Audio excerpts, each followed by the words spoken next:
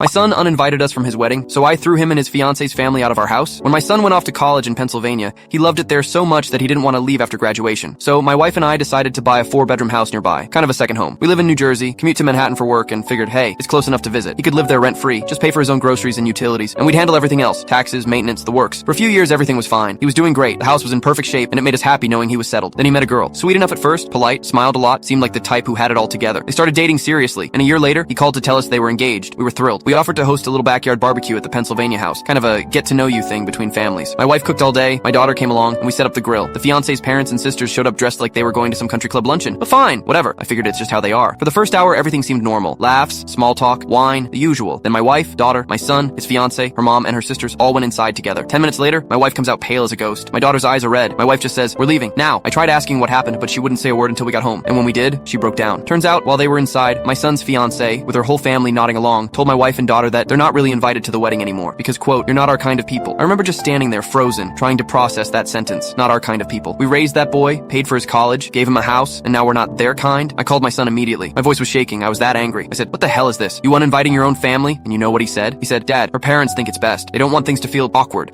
I hung up before I said something I couldn't take back. A week passed. I tried to calm down, tell myself maybe it was a misunderstanding, but it just kept burning inside me. The disrespect, the humiliation my wife felt, the audacity of that girl's family. So one Saturday morning, I got in the car, drove the 2 hours back to the Pennsylvania house, and when I pulled up, I couldn't believe what I saw. Her family's cars were in the driveway, all of them. I walk inside, and there they are. Her parents, her sisters, her, all sitting around my living room like they owned the place. Her mom actually looked me dead in the eye and said, "Oh, you didn't call before coming over." I said, "I don't need to call before coming into my own house." She laughed, actually laughed, and said, "Your house? You mean their house? They live here now." Something in me snapped. I looked around at these people who had decided my wife and daughter were beneath them, who had moved into a house I paid for, and I said, loud enough for everyone to hear, "You have 30 days to get out." The room went dead silent. My son wasn't home, he was at work, but I didn't care. I said, "Tell my son I'm selling the house. You can all find somewhere else to live." Then I walked out, got in my car, and drove straight to a realtor's office. Listed the property that day.